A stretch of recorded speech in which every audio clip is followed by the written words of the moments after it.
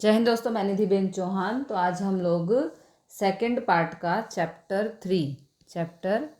Three continue कर रहे हैं, जिसका नाम है नॉर्मल डिस्ट्रीब्यूशन। इस चैप्टर में हम लोग सेक्शन ई के क्वेश्चन देख रहे थे। हमने अब तक क्वेश्चन 3 तक के क्वेश्चन देखे थे। अब आगे क्वेश्चन 4 से हमें शुरू करना है, और इस क्वेश्चन से हमारे चैप्टर की एक सेकंड मेथड आती है। हमने जो पहली मेथड में सिंपल सम जो हमने किए कि आपको कोई भी क्लास दिया गया होता था, ऐसे 40 to 50, है ना। कोई भी नॉर्मल वेरिएबल आपको दिए गए होते थे। सपोज कि 40 to 50 के बीच की प्रोबेबिलिटी फाइंड करो, ऐसे ही थे। आगे के सम्स किए हैं हमने कि कोई भी प्रोबेबिलिटी, कोई भी condition between 40 to 50, between 100 to 200 ऐसे आती थी। वैल्यू क्या कहलाती थी हमारी? वो वैल्यू कहलाती थी एक्स की वैल्यू। ओके, हम लोग क्या करते थे? एक्स की वैल्यू से पहले जेड में कन्वर्ट करते थे। कोई एक्स की वैल्यू होती थी, उसे फिर जेड की वैल्यू में कन्वर्ट करते थे। वो जेड की फॉर्मूला से, क्या फॉर्मूला थी? Z is equal to x minus mean upon standard deviation, है ना। ये हमारा फॉर्मूला था। तो ये एक्स होता था, इसे हम जेड में कन्वर्ट करते थे फॉर्मूला की मदद से। जो वैल्यू की मिलती थी जेड की, उसके ऊपर से हम ग्राफ बनाते थे, है ना। उसके ऊपर से हम ग्राफ बनाते थे। ग्राफ के बाद टेबल से वैल्यू फाइंड करते थे। वो वैल्यू होती थी या तो परसेंट में, या नॉर्मल प्रोबेबिलिटी को, जैसे नंबर ऑफ, किसी चीज़ का नंबर ऑफ होता था, स्टूडेंट या कुछ और, है ना, करके परसेंटेज में बदलते थे। अगर वो नंबर फाइंड करना होता था तो उससे एक्स इंटू करते थे, और वो वैल्यू होती थी। अब जो आज हमें सेकंड मेथड देखनी है वो है कि ये मेथड रिवर्स जाएगी। ये मेथड इस तरह से रिवर्स जाएगी। Okay, reverse method. अब आपको वैल्यू दी गई होगी, यहाँ पर कोई वैल्यू दी गई होगी, उसके ऊपर से ग्राफ बनाना है। उसके ऊपर से जेड की वैल्यू ढूंढनी है, और जेड की वैल्यू पर से एक्स की वैल्यू हमें फाइंड करनी है। अब आपकी रिवर्स मेथड होगी, यहाँ से उल्टा जाएगा। ओके, मतलब कि रिवर्स मेथड होगी। तो पहले आपको एक्स दिया होता था, और उसके ऊपर से हम लोग फाइनल वैल्यू फाइंड करते थे। अब आपको फाइनल वैल्यू दी गई होगी, परसेंटेज में दी गई होगी, या नंबर ऑफ समथिंग दिया, या नॉर्मल प्रोबेबिलिटी दी गई होगी, और उसके ऊपर से एक्स की वैल्यू हम लोग फाइंड करेंगे। रिवर्स जाना है। ओके, इस तरह से हमें उल्टा जाना है। आपके चैप्टर में ये 2 ही मेथड है। सम आपको लॉन्ग में दिए हुए हैं, डिटेल में दिए हुए हैं, लेकिन मेथड चैप्टर में ये 2 ही है। एक नॉर्मल मेथड, एक्स दिया हो, वेरिएबल दिए गए हों तो उसकी वैल्यू फाइंड करना। अब एक वैल्यू दी गई होगी और उसके ऊपर से वेरिएबल फाइंड करना है। अब आज हम लोग रिवर्स मेथड सीखेंगे। तो सेक्शन ई का हम क्वेश्चन 4 करेंगे। ओके, तो क्वेश्चन 4 शुरू करते हैं। इसमें दिया है the monthly average salary of workers working in a production house is 10,000 and it's standard deviation is 2,000। आपको दिया हुआ है monthly average salary of workers working in production house. उनकी एवरेज सैलरी दी गई है, तो हो गया मीन है 2,000, और उसका स्टैंडर्ड डेविएशन भी दिया है 10,000। ये 2 हेल्पर तो होते ही हैं। आप सिंपल मेथड करो या reverse, by assuming that the monthly salary of a worker follow normal distribution, estimate the maximum salary of 20% of workers having lowest salary, and also estimate the minimum salary of 10% worker having highest salary। अब ये क्या दिया है और क्या find करना है वो समझना। तो पहले क्वेश्चन फाइंड कर लें कि जैसे इसमें पूछा है estimate the maximum salary of 20% worker having lowest salary, जिनकी लोएस्ट सैलरी है उनमें से मैक्सिमम सैलरी हमें फाइंड करनी है। सपोज़ कि एक बिजनेस चल रहा है, ये प्रोडक्शन हाउस है जिसमें सब वर्कर काम कर रहे हैं। अब एक वर्कर ऐसा है जिसकी लोएस्ट सैलरी है। लोएस्ट सैलरी मतलब महीने की 3,000 4,000 ऐसी सैलरी है। वो लोएस्ट सैलरी ऐसे 20% वर्कर हैं। देखो इसमें दिया है 20% वर्कर हैविंग लोएस्ट सैलरी, 20% ऐसे लोग हैं जिनकी सबसे कम सैलरी रखी गई है, महीने की 3,000 4,000 ऐसे कोई सैलरी होगी। और दूसरे 10% ऐसे लोग हैं बिजनेस में जिनकी हाईएस्ट सैलरी है। 10% of workers having highest salary, जिनकी हाईएस्ट ज़्यादा सैलरी है उनकी सैलरी की शुरुआत ही 50,000 60,000 ऐसे हो रही है। तो एक लोएस्ट सैलरी वाले हैं और एक हाईएस्ट सैलरी वाले हैं। तो जो 20% लोएस्ट सैलरी वाले हैं उनमें से सबसे हाईएस्ट सैलरी किसकी होगी वो ढूंढना है। तो माना 20 लोग हैं जिनकी लो सैलरी है, किसकी 3,000 किसी की 4,000, उनमें से सबसे हाईएस्ट सैलरी कितनी होगी वो ढूंढना है कि estimate salary of maximum salary of 20% worker having lowest salary, जिनकी लोएस्ट सैलरी है उनमें से मैक्सिमम ढूंढनी है।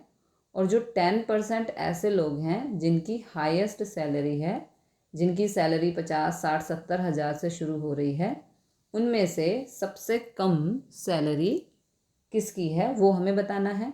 मतलब अगर रफ में ये ग्राफ मैं आपको बताऊं तो आपको कि जैसे ये ग्राफ बनाते हैं, पहले हम लोग चेक करते हैं। इसमें 2 क्वेश्चन हैं। पहले जो दिया हुआ है 20% ऐसे worker having lowest salary. Okay, तो ऐसे एक रफली पहले छोटा सा एक ग्राफ बना के देखते हैं। यहाँ पे ये एक रफली बना के मैं आपको बताती हूँ। इस तरह से ये हमारा ग्राफ है। यहाँ पर 0 प्लस इनफाइनाइट और यहाँ पर माइनस इनफाइनाइट। ओके, तो इसमें ये कह रहे हैं कि लोएस्ट दिया हो तो यहाँ जब लोएस्ट दिया है तो यहाँ माइनस से शुरू करना है। ओके, इस तरफ से शुरू करना है जब लोएस्ट दिया हो, और अगर हाईएस्ट दिया हो तो इस तरफ प्लस से शुरू करना है। ओके, ये हाईएस्ट के लिए और ये लोएस्ट के लिए। ठीक है, जब लोएस्ट दिया हो तो माइनस से, हाईएस्ट दिया हो तो प्लस से शुरू करना है। ओके, 20% ऐसे हैं जिनकी लोएस्ट सैलरी है, तो 20% मतलब यहाँ से देखें माइनस साइड से तो टोटल ग्राफ 100% का होता है। ये जो हमारा टोटल ग्राफ होता है ना, ये 100% का होता है। ओके, जीरो के इस तरफ 50% और जीरो के इस तरफ 50%। ओके, तो इस तरफ 50% प्रोबेबिलिटी लिखते थे, है ना। आपको बताया था ना पहले कि इस तरफ का पूरा प्रोबेबिलिटी 0.5 और इस तरफ की पूरी प्रोबेबिलिटी 0.5, है ना। तो ये टोटल 100% होता है। इसमें से 20% लोएस्ट सैलरी है, लोएस्ट सैलरी वाले हैं, मतलब स्टार्टिंग के 20%, मतलब कि ये स्टार्टिंग के 20% जो हैं वो लोएस्ट सैलरी वाले हैं। तो ये जो आंसर एरिया दिया हुआ है, ये जो एरिया दिया हुआ है, ये वैल्यू दी गई है आपको परसेंटेज में, और हमें यहाँ पर कौन सी वैल्यू आएगी एक्स की वो ढूंढना है। तो यहाँ ग्राफ पर से मिलता है हमें जेड की वैल्यू, क्योंकि ग्राफ यहाँ से हमें जेड की वैल्यू मिलती है। ओके, ग्राफ से हमें जेड की वैल्यू मिलती है। ग्राफ तो जेड का होता है तो जेड की वैल्यू मिलेगी। जेड की वैल्यू इस फार्मूला में रखेंगे, इस फार्मूला में जेड की वैल्यू रखेंगे तो उसके ऊपर से हमें एक्स की वैल्यू मिलेगी। तो ये उल्टा प्रोसेस है कि यहाँ फाइंड करना है 20% जो लोएस्ट सैलरी वाले लोग हैं उनमें से हाईएस्ट सैलरी किसकी है। तो ऐसा क्वेश्चन हुआ। अब लिखकर बताएं कि क्वेश्चन सॉल्व कैसे करना है। तो ऐसे क्वेश्चन हो तो पहले ग्राफ बनता है। ओके, इस तरह का क्वेश्चन हो तो पहले ग्राफ बनेंगे। यहाँ पे लिखेंगे अकॉर्डिंग टू वैल्यू, इस तरह से पहले हम यहाँ पे ग्राफ बनाएंगे। यहाँ पे 0 plus infinite and minus infinite. Okay, तो ग्राफ पर से z की वैल्यू मिलती है और z की वैल्यू पर से फिर x की वैल्यू मिलती है। तो पहले ग्राफ बनता है, जैसे इसमें दिया है 20% लोएस्ट, तो ये मैंने रफ में ग्राफ बताया था अभी आपको, ये रफ था।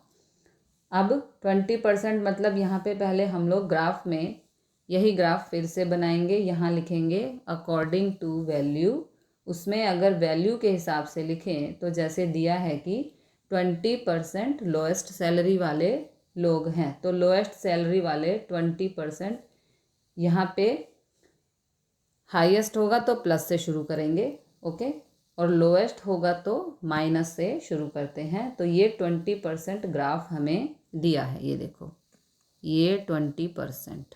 ओके, लोएस्ट है इसलिए माइनस से इस तरफ से शुरू करना है। ओके, तो 20% दिए हैं, मतलब ये प्रोबेबिलिटी है, और यहाँ पे हम लिखेंगे z। ओके, तो हमें ये वैल्यू ढूंढनी है कि z की, उसे z1 कहेंगे और z1 की वैल्यू है, इसे हम z1 कहेंगे। z1 की वैल्यू हमें फाइंड करनी है, तो ये z की वैल्यू मिल गई, तो x की वैल्यू, जब z की वैल्यू मिल जाएगी तो x की वैल्यू भी मिल जाएगी। आगे आने वाले सम में क्या करते थे, जैसे कोई भी आंसर मिलता था, जैसे -2 -1, तो यहाँ पे लिखते थे -1, है ना, यहाँ पे -1, यहाँ -2 लिखते थे और उससे फाइंड करते थे। तो वो आंसर, अब आंसर है ये ढूंढना है, तो इसको पहले सिंबल में लिखेंगे। ग्राफ ये बन गया, ग्राफ के ऊपर से सिंबल बनेगा, तो वो ऐसे बनेगा, देखो P Z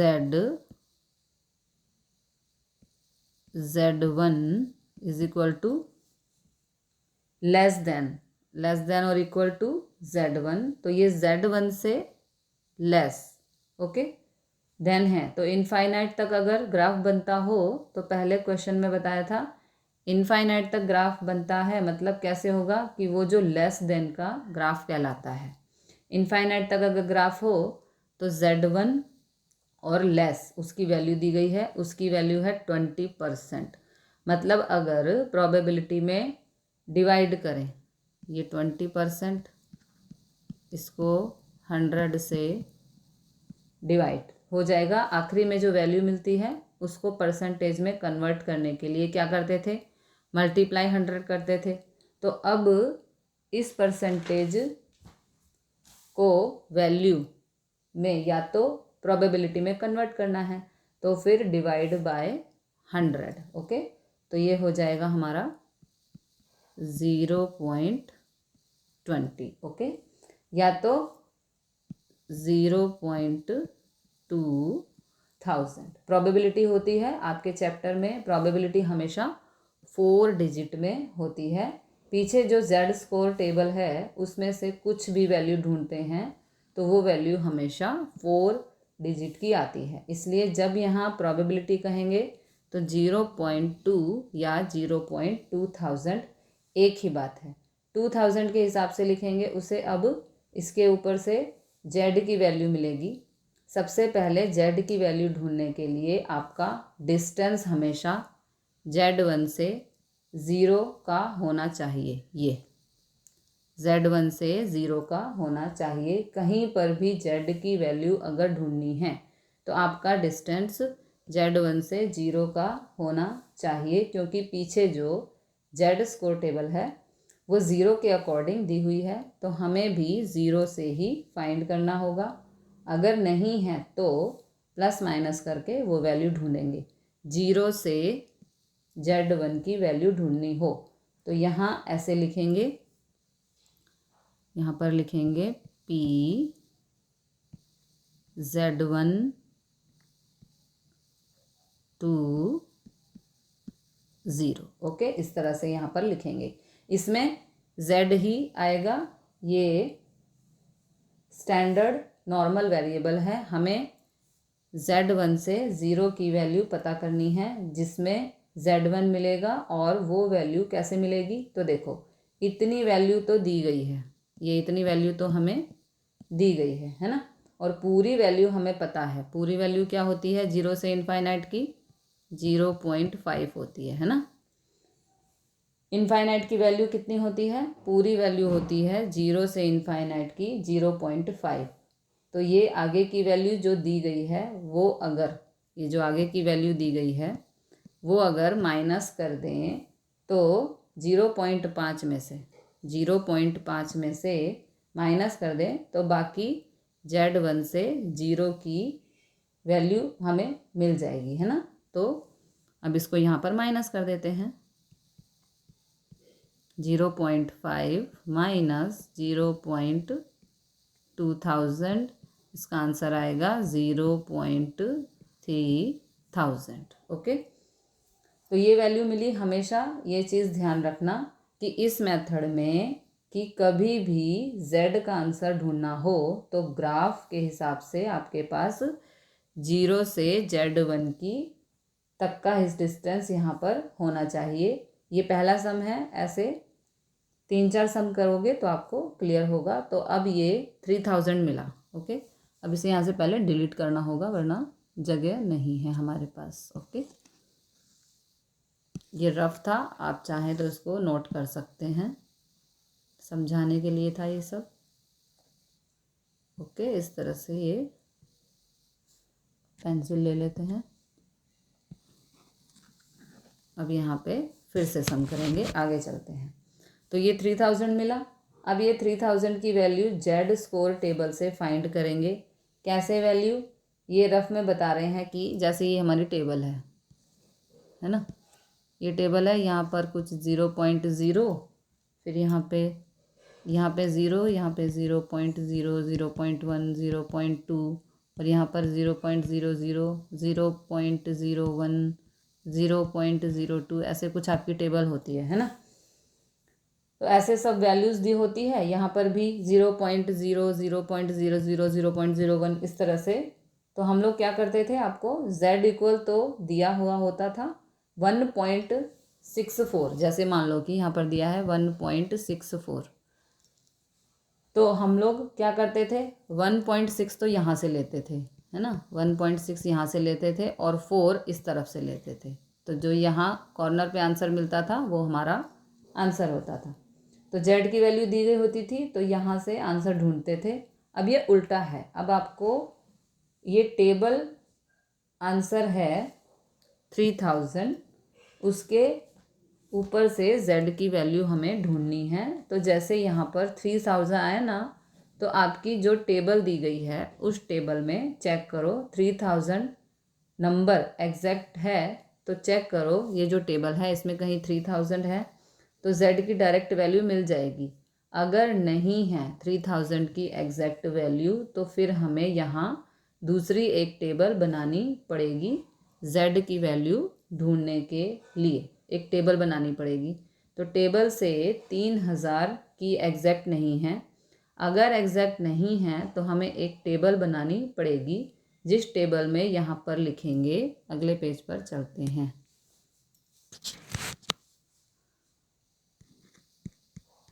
according to z score table, उसके ऊपर से हम यहाँ पर वैल्यूज़ बनाएंगे। जो वैल्यूज़ आएगी, वैल्यू बिफोर,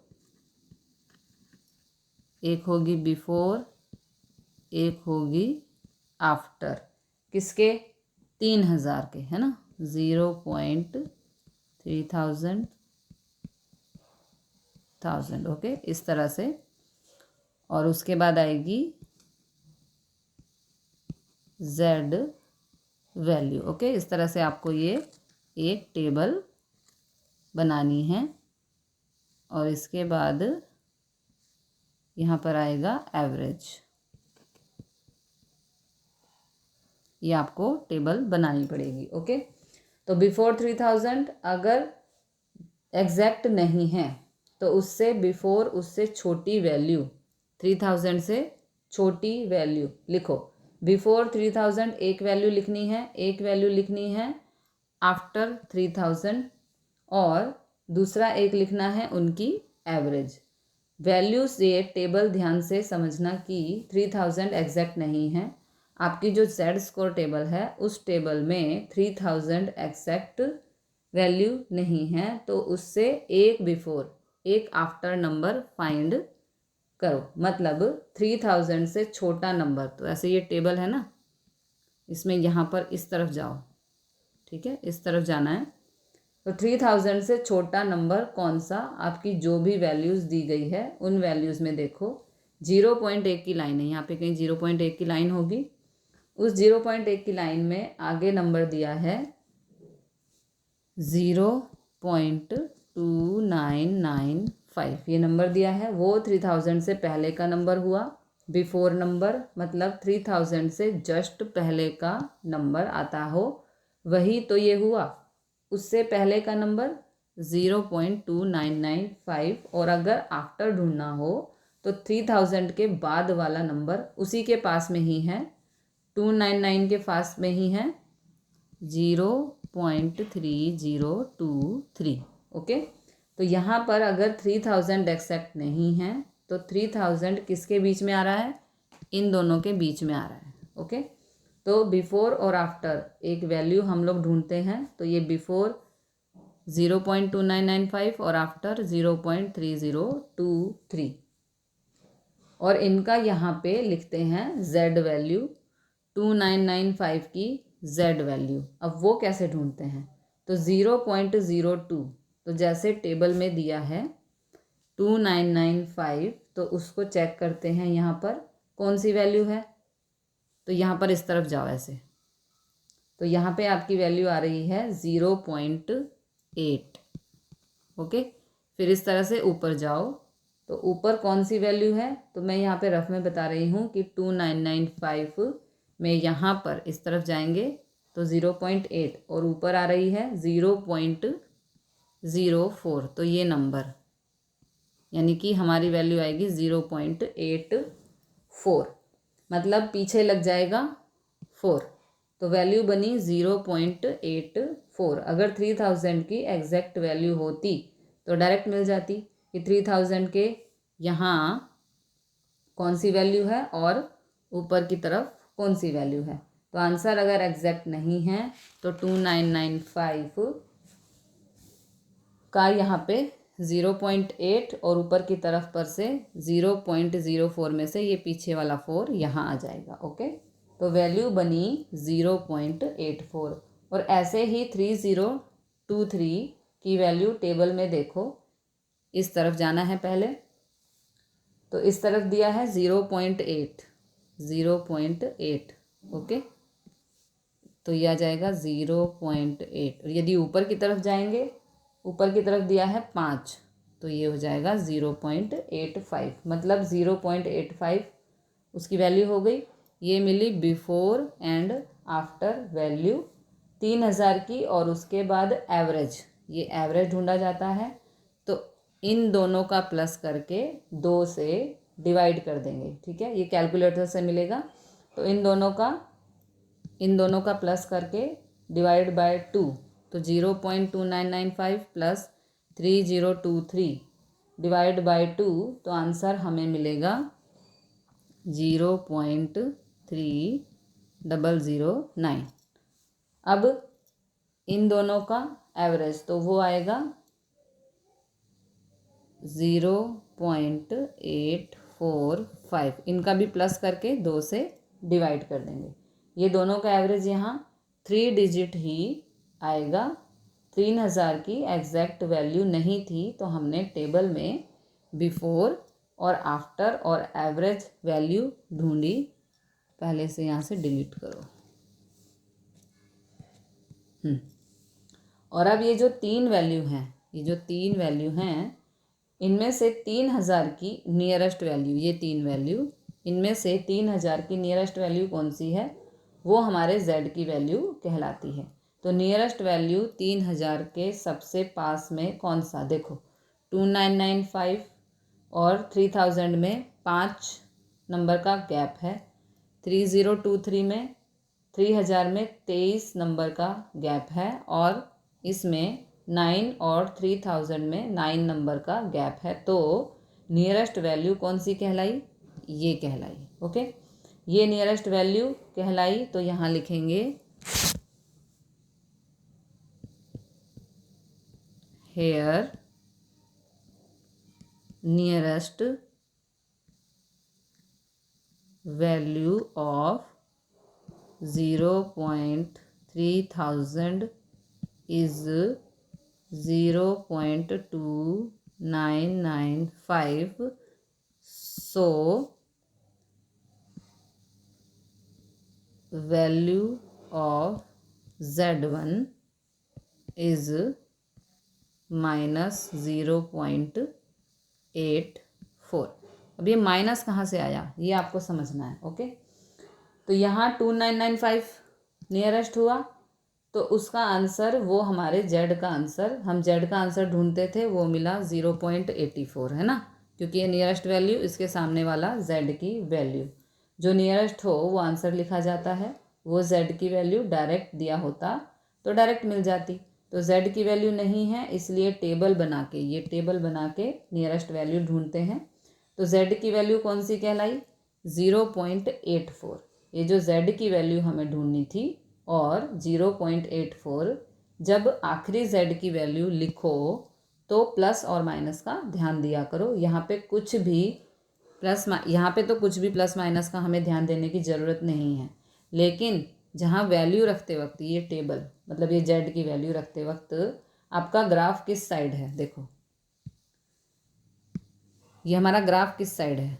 माइनस साइड है ना। तो अगर माइनस साइड है तो यहाँ पर जेड की वैल्यू माइनस में आएगी। ओके, इसलिए ये माइनस लगाया। तो ये जेड की वैल्यू मिली। एक बार शॉर्ट में देख लेते हैं। तो पहले हमेशा ग्राफ बनाओ सबसे पहले, और क्वेश्चन में क्या दिया है उसके हिसाब से ग्राफ में से जो भी वैल्यू हो उस वैल्यू को Z1 से 0 तक कन्वर्ट कर दो माइनस करके। ये वैल्यू आपको यहाँ दी गई थी, काम की नहीं है। Z1 से 0 की वैल्यू 0.3000, ये 3000 वो टेबल पर से चेक करते हैं, अगर एग्जैक्ट हो तो डायरेक्ट आंसर, नहीं है तो इसके लिए यहाँ पर ये टेबल बनाई जाती है। तो फिर बिफोर एंड आफ्टर का बनाना पड़ता है, उसके ऊपर से नियरेस्ट वैल्यू वो जेड का आंसर, और ये जेड का आंसर मिल जाए तो फाइनली हमें ढूंढना है एक्स, और एक्स ढूंढने के लिए लिखेंगे, एक्स ढूंढने के लिए अब लिखेंगे now Z is equal to x minus mean upon standard deviation. Okay, तो यहाँ पे z कितना आया हमारा? -0.84। x हमें ढूंढना है, मीन है हमारा 10,000 अपॉन स्टैंडर्ड डेविएशन है 20,000। ओके, अब इसे सॉल्व करो। -0.84 ये डिवाइड है, इस तरफ जाके मल्टीप्लाई हो जाएगा, तो ये है हमारा, सॉरी ये 2000 है। Okay, 2000 is equal to x minus 10,000। Okay, इन दोनों का मल्टीप्लाई करेंगे तो आंसर आएगा -1680 is equal to x minus 10,000, -1680 और यहाँ पे ये प्लस हो जाएगा 10,000 इज इक्वल टू एक्स। तो हमारा आंसर आएगा 8,320। एक्स इज इक्वल टू 8,320, ये हो गया हमारा आंसर। ये एक्स की वैल्यू मतलब वो फाइनली जो 20% वर्कर्स हैं जिनकी लोएस्ट सैलरी भी उनमें से हाईएस्ट सैलरी वो 8,320 रुपीज़ है। 20% ऐसे वर्कर थे जिनकी सैलरी कम है, किसी की 2,000 3,000, उनमें से हाईएस्ट सैलरी वो 8,320 रुपीज़ है। अब कई क्वेश्चन में ये मेथड आएगी जो इसी सेकंड क्वेश्चन में है कि अब फाइंड करना है 10% वर्कर जिनकी हाईएस्ट सैलरी है उनमें से मिनिमम सैलरी हमें फाइंड करनी है। कि अब हमें ढूंढना है 10% वर्कर हैविंग हाईएस्ट सैलरी। तो अब हाईएस्ट सैलरी है तो वो हम लोग शुरू करेंगे प्लस साइड से। तो अगले पेज पर चलते हैं। इसके लिए यहाँ पे सबसे पहले ग्राफ यहाँ लिखेंगे अकॉर्डिंग टू वैल्यू, और ये हमारा बनेगा इस तरह से ग्राफ 0 प्लस इनफाइनाइट, ये माइनस इनफाइनाइट। तो प्लस साइड से प्लस से 10% मतलब कुछ इतना आएगा, ओके, क्योंकि हाईएस्ट सैलरी की बात हो रही है तो प्लस साइड से करेंगे। और ये होगा हमारा Z2 मतलब कुछ इतना आएगा। ये 10% वर्कर जिसे हम सपोज करेंगे Z2 में कहेंगे, ओके, Z2। तो पहले Z1 ढूंढा, अब इसे Z2 कहें। Z2 की वैल्यू ढूंढनी है इसी मेथड से। तो अब सेकंड वैल्यू फाइंड करेंगे। तो सबसे पहले वैल्यू के हिसाब से ये ग्राफ बनाएंगे और यहाँ पर सबसे पहले लिखेंगे अकॉर्डिंग टू वैल्यू। ग्राफ बनेगा, उसमें 10% वर्कर हैं जिनकी हाईएस्ट सैलरी है। तो हाईएस्ट सैलरी मतलब यहाँ पे देखेंगे, यहाँ से 10%, ओके, यहाँ से 10% आएगा। सपोज Z2 ये 10% है। 10% ऐसे लोग हैं जिनकी हाईएस्ट सैलरी है और Z2 की वैल्यू हमें ढूंढनी है। मतलब अगर सिंबल में लिखें तो PZ2 और ये Z, ओके। प्लस इनफाइनाइट तक है ना, प्लस इनफाइनाइट तक है। तो उससे ज़्यादा लिखेंगे तो आंसर दिया है 10%। 10% मतलब 10/100, ओके। 10/100 तो ये हो जाएगा 0.1 या 0.1000। ये 4 डिजिट में हमें लिखना है, ओके। ये प्रोबेबिलिटी दी गई है इतनी 1000 और हमें Z2 की वैल्यू ढूंढनी है। तो Z2 की वैल्यू के लिए हमेशा 0 से Z2 का डिस्टेंस हमें ढूंढना है।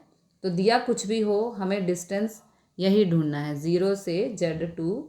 तो ये डिस्टेंस ढूंढने के लिए जो पूरा डिस्टेंस है, मतलब कि ये पूरा डिस्टेंस जो है वो कितना होगा 0.5। 0 से इनफाइनाइट तक की वैल्यू 0.5 होती है, okay.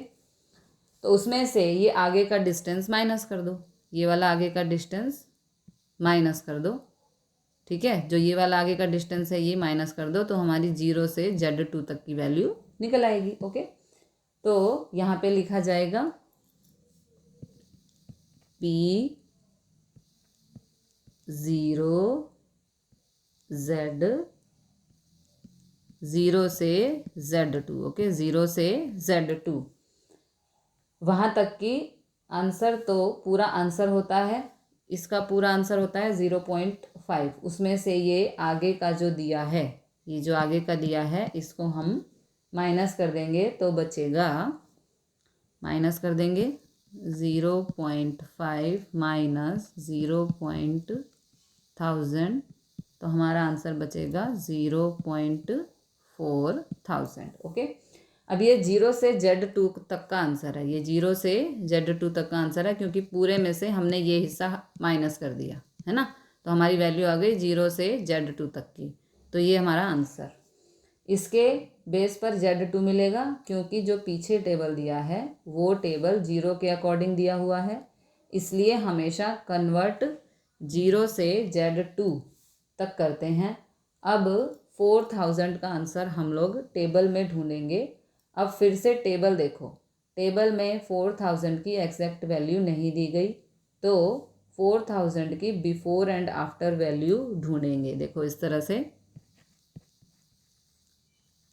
According to Z score table value before after and average. Okay, तो बिफोर किसके 4000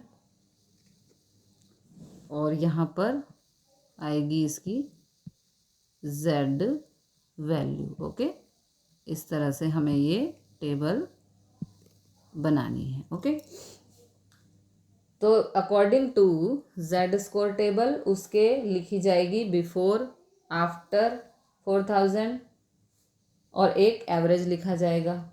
जैसे हम लोग फाइंड करेंगे तो बिफोर 0.40 के लिए टेबल में 1.2 की लाइन में देखो वहाँ पर है 0.3997, ये नंबर है। ये 4000 से पहले का नंबर है और उसके बाद वाला नंबर है 4015, यहाँ 0 पॉइंट। ओके, तो ये 4000 ये इन दोनों के बीच में आएगा। तो ये 4000 की बिफोर और आफ्टर वैल्यू 0.3997 और 0.4015 और उसकी z वैल्यू फाइंड करनी है। तो z वैल्यू चेक करो, 3997 का आंसर इस तरफ जाना टेबल में, 3997 यहाँ है, इसके सामने देखो तो वैल्यू 1.2 होगी। और अब इसके ऊपर जाओ, ऊपर देखो तो वहाँ आता है 8, इसका मतलब 1.28। ओके, मतलब इसकी z की वैल्यू हो गई 1.28 और 4015 का आंसर उसमें, जैसे यहाँ 4015 है तो यहाँ पर देखो, यहाँ पर आएगा 1.2 और अगर ऊपर की तरफ देखो तो आएगा 9, तो ये हो गया 1.29 हो जाएगा। अब एवरेज फाइंड करेंगे कैलकुलेटर से, तो इन दोनों का प्लस डिवाइड बाय 2, तो ये आंसर आएगा हमारा 0.4006 और यहाँ पर एवरेज इन दोनों का प्लस बाय 2, तो ये आंसर आएगा 1.285। ओके, तो ये हो गया हमारा z की वैल्यू भी आ गई। अब इन दोनों का प्लस भी कर दिया। 4000 का नियरेस्ट नंबर, अब इन दोनों में, तीनों में सॉरी, 4000 का नियरेस्ट नंबर, ये 97, 4000 का डिफरेंस सिर्फ 3 नंबर का है।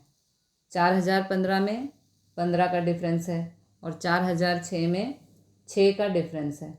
तो मतलब ये वैल्यू 4000 के सबसे ज़्यादा नियरेस्ट है। तो 4000 की नियरेस्ट वैल्यू है, तो यहाँ पर लिखेंगे, अगले पेज पर चलते हैं। Here nearest value of 0.4000 is 0.3997, so value of Z2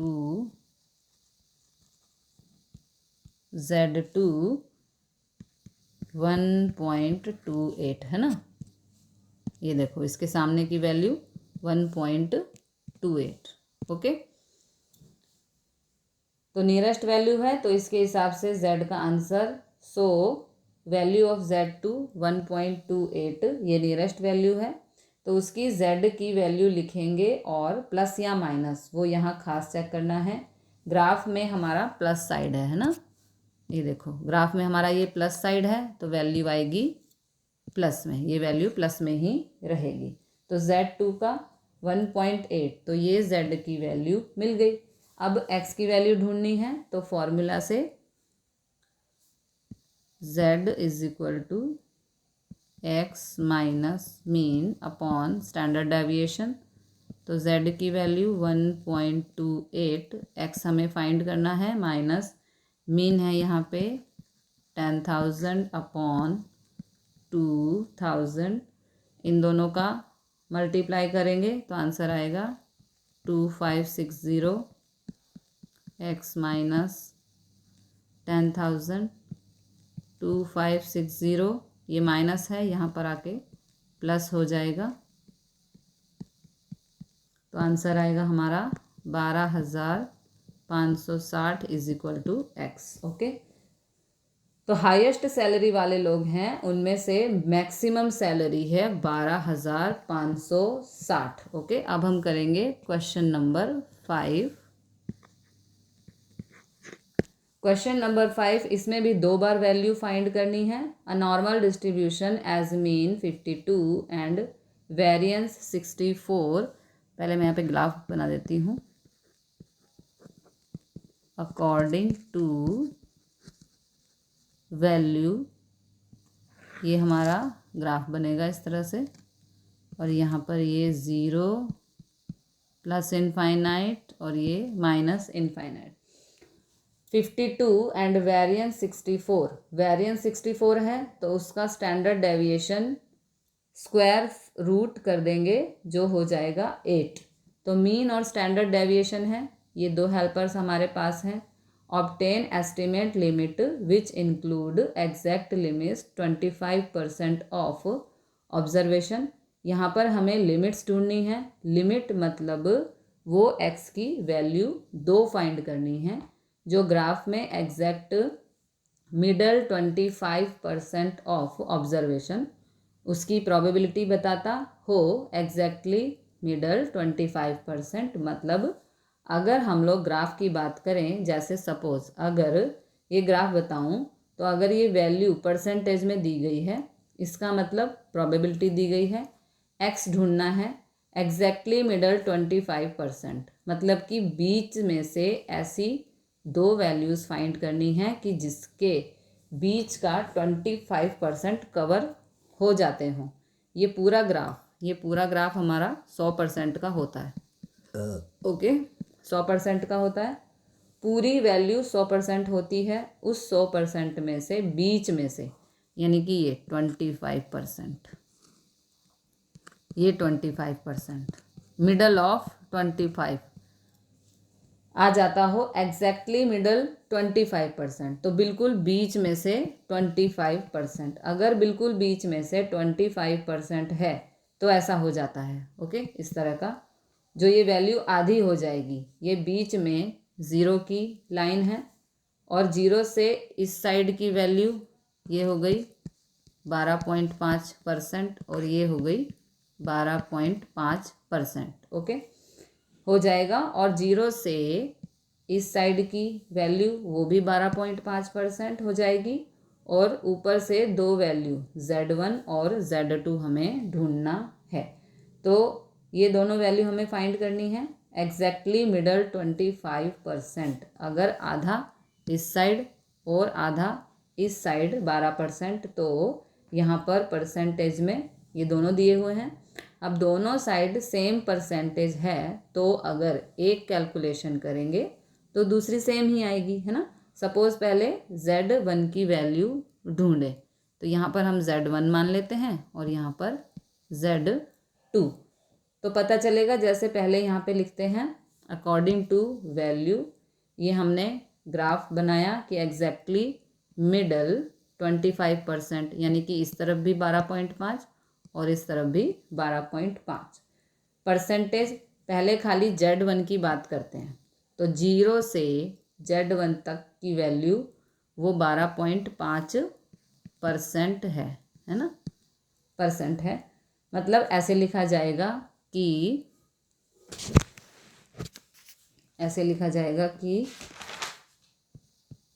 P Z1 Z0, यानी कि Z1 से 0। ओके, मतलब 12.5%, 12.5% हो तो डिवाइड बाय 100% हो तो डिवाइड बाय 100, तो ये हो गया 0.1250। ओके, ये 4 नंबर होने चाहिए। और देखो आगे वाले सम में हमने सीखा वैल्यू कुछ भी कोई भी हो, Z1 या Z2 ढूंढना हो तो जीरो से Z1 की वैल्यू पता होनी चाहिए। और यहाँ पे है जीरो से Z1 की वैल्यू 0.1250, तो इसमें कुछ प्लस माइनस नहीं करना है। तो 1250 अब इसकी वैल्यू हमें टेबल से फाइंड करनी है। अब टेबल में चेक करो 1250 की एग्जैक्ट वैल्यू है या नहीं, नहीं है तो हमें फिर वो टेबल बनाना पड़ेगा। यहाँ पे लिखेंगे अकॉर्डिंग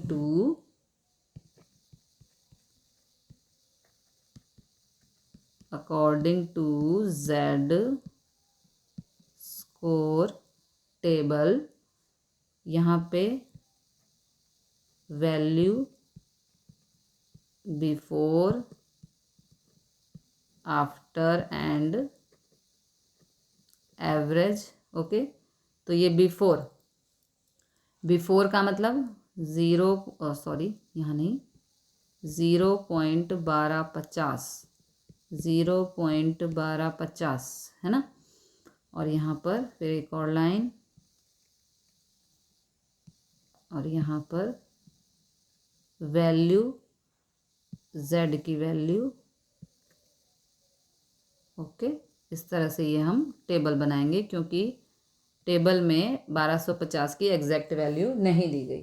तो according to Z score table, इसमें एवरेज यहाँ पर उनकी Z वैल्यू मिलेगी। ओके, तो 1250 के बिफोर एंड आफ्टर अगर फाइंड करो तो बिफोर में देखो 1250 से पहले की वैल्यू तो वो कुछ 1217 मिल रही है। क्या मिल रही है? 1217, 0.1217 मिल रही है। 0.3 की लाइन में देखो और उसका आफ्टर देखो तो 1255, 50 से बड़ा 55 है ना। इन दोनों के बीच में ये नंबर आएगा 1250, मतलब उसकी बिफोर वैल्यू 0.1217 और आफ्टर वैल्यू 0.1255 उसकी आफ्टर वैल्यू है। और दोनों की Z वैल्यू चेक करें तो 1217 की Z वैल्यू इस साइड आ रहा है, देखो ऐसे देखोगे ना तो इस साइड आ रहा है 0.3। ओके, और ऊपर आ रहा है 1, तो ये हो गया, जैसे ऊपर देखोगे तो उधर आएगा 1, तो ये हो गया 0.31। और 0.1255 की वैल्यू चेक करो तो वो आ रही है 0.32। उसके बाद से ही है ये मिली Z की वैल्यू। और नीचे ढूंढते हैं एवरेज, तो इन दोनों का प्लस डिवाइड बाय 2, तो ये हो जाएगा 0.1236। अब इन दोनों का प्लस डिवाइड 2, तो ये हो जाएगा 0.315। ओके, तो 1250 के इन तीनों में से 1250 के नियरेस्ट वैल्यू कौन सी आ रही है? वो है 0.1255। इसमें खाली 5 का ही डिफरेंस है, तो यहाँ पर लिखेंगे, इसको यहाँ से डिलीट कर देती हूँ, तो यहाँ पर लिखेंगे आधे पेज का यूज़ कर लेती हूँ। चलो, तो यहाँ पर लिखेंगे here nearest value of 0.1250 is 0.1255। So value of Z1 is equal to -0.32। ये 1255 के सामने वाली 0.32। और हमने ये माइनस क्यों लिया? क्योंकि हम पहले Z1 सॉल्व कर रहे हैं, है ना। हमने इसे Z1 माना माइनस वाले को, इसलिए यहाँ पे -0.32। ओके, तो x की अब आखिरी में माइनस प्लस का ध्यान दिया तो ये वैल्यू आई -0.32। तो ये हो गई Z1 की वैल्यू। और अब x की वैल्यू फाइंड करेंगे फॉर्मूला से। अब वहाँ एक चीज़ ध्यान दो, इस सम में ये पॉइंट समझना ज़रूरी है। जेड की वैल्यू जैसे मिली 0.32, तो प्रोबेबिलिटी 12.5 के हिसाब से अब समझो उस साइड भी, जैसे हमने इस साइड लिया तो माइनस किया, तो इस साइड भी वैल्यू तो सेम ही आएगी ना 0.32, क्योंकि सभी चीज़ें सेम है, तो वैल्यू भी कितनी आएगी 0.32, लेकिन वो प्लस में आएगी। Z2 की वैल्यू प्लस में आएगी, है ना, क्योंकि ये हमने Z1 की वैल्यू फाइंड की जो माइनस साइड लिया था, इसलिए वैल्यू माइनस में आई। लेकिन जब Z2 की वैल्यू फाइंड करेंगे तो वो प्लस में आएगी, इतना ही डिफरेंस रहेगा। ओके, तो 1250 ही रहेगी। इसके लिए भी टेबल बनाएंगे तो सेम ही टेबल बनेगा और उसमें भी Z2 की वैल्यू सेम ही मिलेगी 0.32। तो ये वैल्यू मिली माइनस में, है ना, और Z2 की वैल्यू मिलेगी प्लस में, क्योंकि इस साइड की बात होगी। ओके, क्योंकि प्लस साइड है तो सिमिलरली करके लिख सकते हैं। यहाँ पर ऐसे लिख सकते हैं कि सिमिलरली वैल्यू ऑफ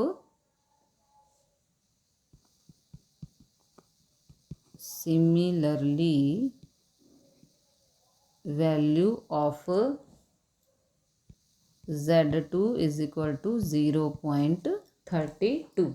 ये Z1 और ये Z2 की वैल्यू मिल गई। अब X1 और X2 हम फाइंड करेंगे।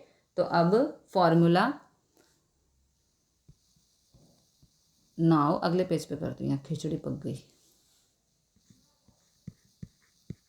Now Z1 is equal to X1 minus mean upon standard deviation. तो Z1 की वैल्यू है -0.32 इज इक्वल टू X1 हमें फाइंड करना है, मीन है 52 अपॉन स्टैंडर्ड डेविएशन है 8।